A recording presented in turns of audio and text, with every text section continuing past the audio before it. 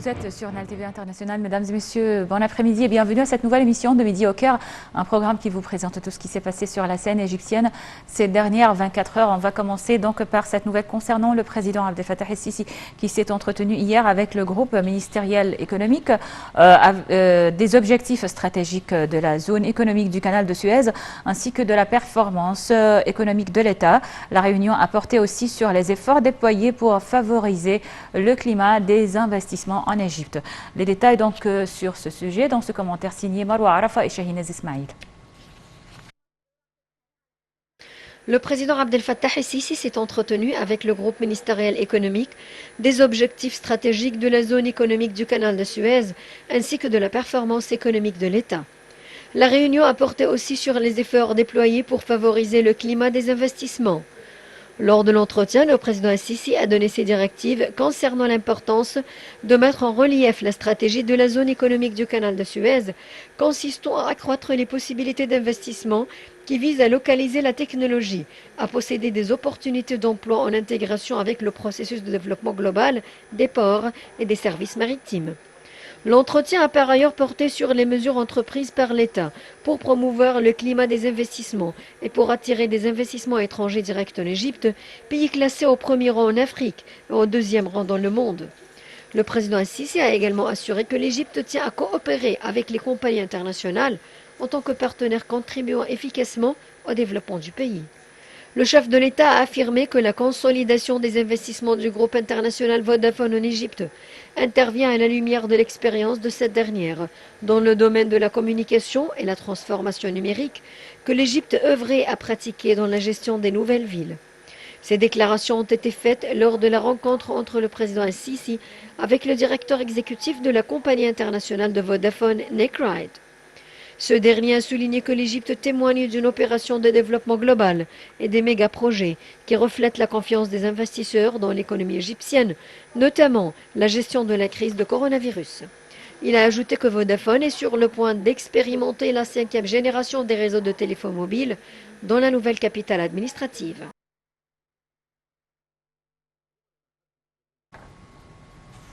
Donc pour plus d'analyse concernant ce sujet et cette réunion du président el-Sisi pour examiner donc les derniers indices économiques et pour examiner les objectifs stratégiques de la zone économique du canal de Suez, on a en ligne Madame Passante Fahmi qui est experte en économie. Bonjour Madame. Allô, bonjour. Oui, bonjour Madame. La réunion tenue hier par le président Abdel Fattah el-Sisi pour donc examiner les objectifs stratégiques de la zone économique du canal de Suez. Aussi, la réunion a porté sur les moyens donc de relancer ou de promouvoir le climat des investissements en Égypte. Comment donc vous voyez ce dernier point, le fait de promouvoir l'investissement en Égypte, alors que on est dans le monde tout entier et dans un état très critique sur fond de coronavirus, il y a donc la vie, on peut dire que la vie économique marche au ralenti donc dans le monde. Mais tout le monde voit que l'Égypte et les résultats sur le niveau économique ont été tous positifs. Oui. Et ça, il y a plusieurs raisons. Premièrement, on a décidé une stratégie réaliste qui peut utiliser tout ce qu'on a en Égypte de richesse et des points positifs pour développer une économie avancée dans cette période qui est très difficile pour le monde entier. Tout d'abord, nous avons une économie très bien diversifiée. Très bien diversifiée. Nous avons un climat incomparable. Nous avons aussi une location superbe, géographique. Nous avons 50% de la population sont des jeunes. On a travaillé sur le niveau des lois et tout ce qui peut vraiment faciliter un environnement attirant pour les investisseurs.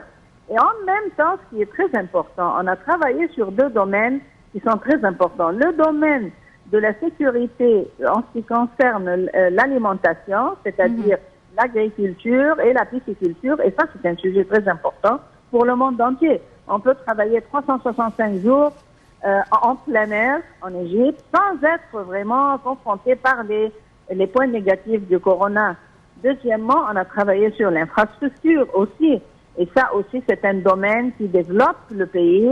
Et en même temps, on peut travailler en plein air sans vraiment avoir beaucoup de problèmes. La pisciculture. Alors, ces domaines-là sont des domaines stratégiques, non seulement pour l'Égypte, mais pour le monde entier.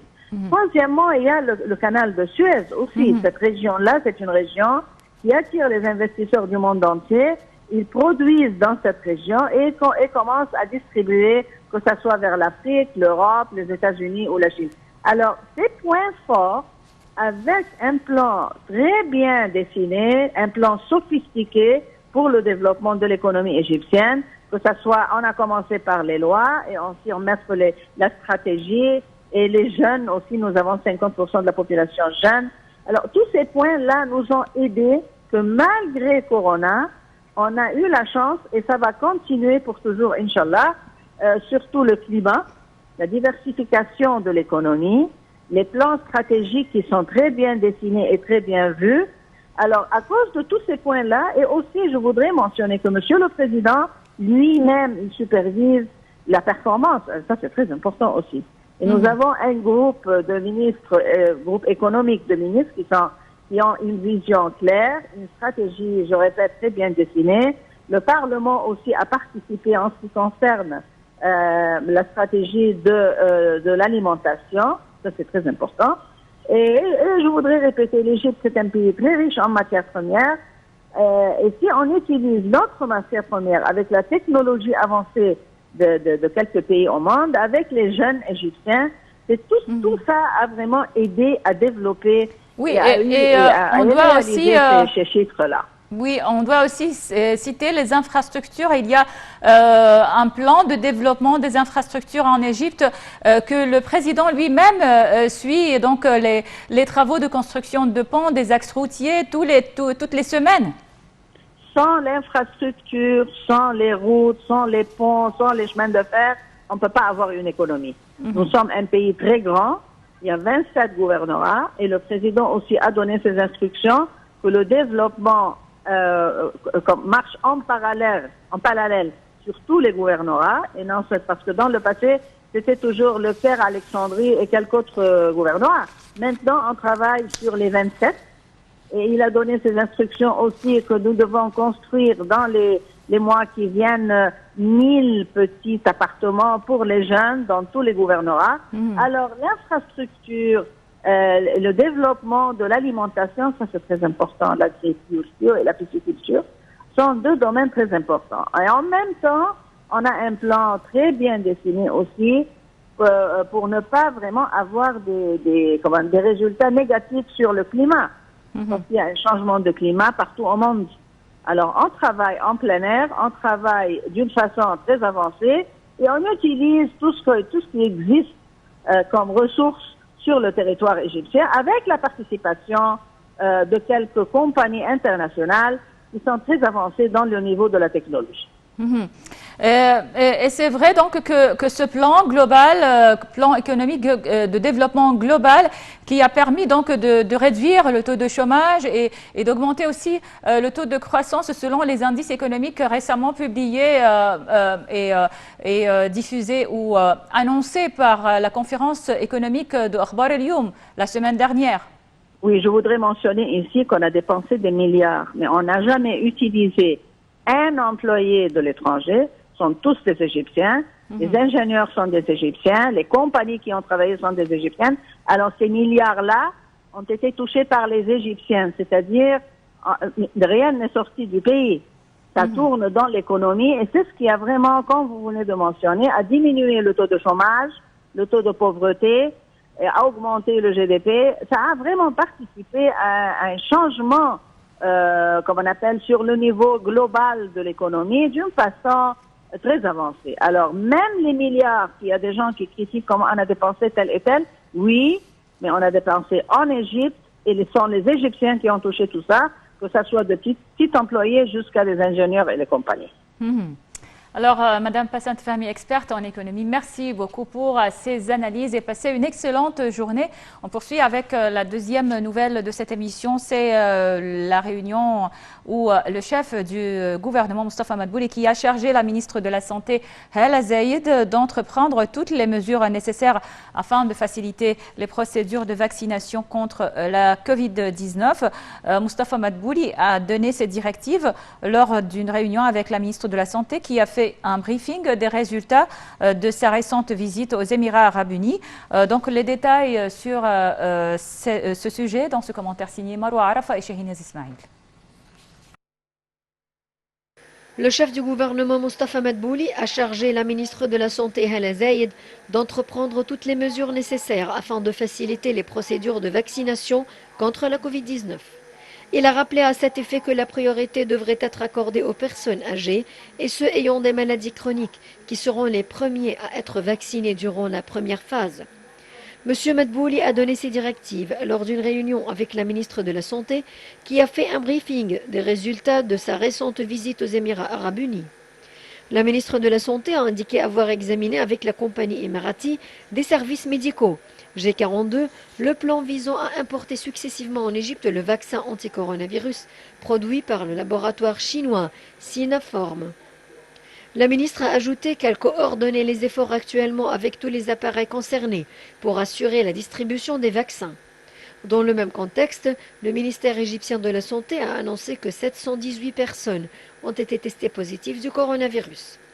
Le ministère de la Santé a toutefois déclaré que 32 personnes ont succombé à cette pandémie, portant le nombre total de décès à 7103. L'Égypte a recensé jusqu'à présent 126 273 cas atteints par ce virus. Selon le ministère, quelques 107 162 personnes se sont rétablies de la maladie et ont quitté les hôpitaux de confinement après avoir reçu les protocoles de soins médicaux dictés par l'Organisation mondiale de la santé. Le Premier ministre Moustapha Madbouli a passé en revue un rapport soumis par la ministre de la Culture, Inès Abdeldaïm, sur les réalisations accomplies au cours de l'année écoulée.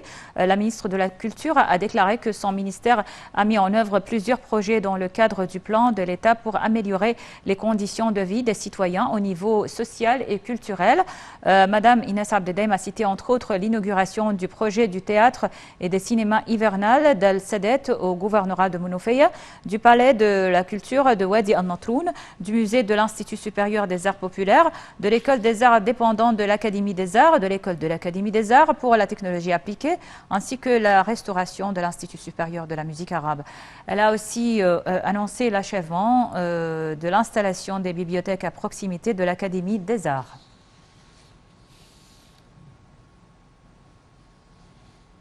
Le chef d'état-major, le général de corps d'armée, Mohamed Farid, a participé à la phase principale du projet tactique Soumoud 16, réalisé par l'une des unités de la 3e armée. Cela intervient dans le cadre du plan annuel de la formation de combat du commandement général des forces armées. La phase principale du projet a compris la présentation de l'idée tactique et les mesures réalisées pendant le processus de préparation et d'organisation.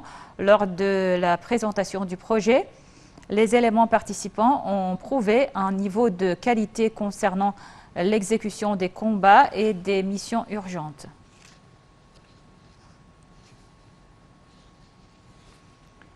L'Égypte a fermement condamné l'attaque qui a visé hier la zone verte de la capitale irakienne Bagdad. Le ministère des Affaires étrangères a affirmé dans un communiqué que l'Égypte condamnait tout acte terroriste susceptible d'ébranler la stabilité de l'Irak et de prendre pour but les sièges des missions diplomatiques et des zones civiles.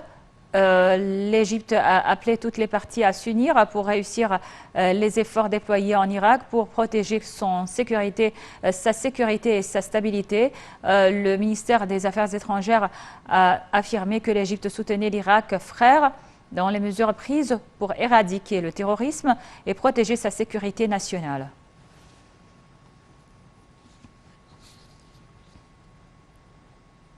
L'Égypte a fermement condamné l'incident brutal d'un Tunisien décapité dans le gouvernorat de Kasserine. Dans son communiqué, le ministère des Affaires étrangères a présenté ses sincères condoléances à la Tunisie frère et à la famille de la victime après cet incident horrible. L'Égypte a renouvelé sa dénonciation de tels actes criminels tout en confirmant son soutien à toutes les mesures prises par la Tunisie afin d'éradiquer ce phénomène de terrorisme.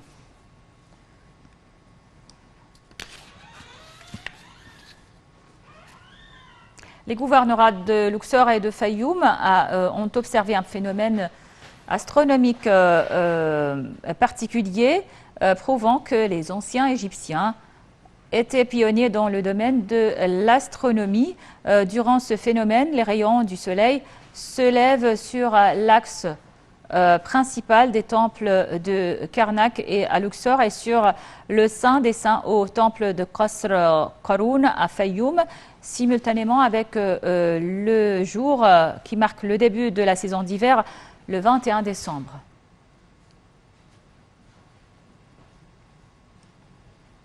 On termine par la bourse égyptienne, baisse collective des indices de la bourse du Caire lundi à la clôture de la séance d'hier à cause des opérations d'achat menées par des individus égyptiens et arabes. Le capital du marché des entreprises cotées en bourse a atteint 627 milliards 200 millions de livres égyptiennes. L'indice principal EGX 30 a perdu 2,83%, atteignant 10 582 points. Les indices EGX 70 et EGX 100 ont respectivement baissé de 7,1% et 6,67%. Voilà donc, c'était tout pour cette émission de Midi au Caire. Merci pour votre attention. Je vous laisse avec la suite de nos programmes sur Nile TV International qui se poursuivent en langue française jusqu'à 13h, heure locale du Caire. Bonne suite de programme et à très bientôt.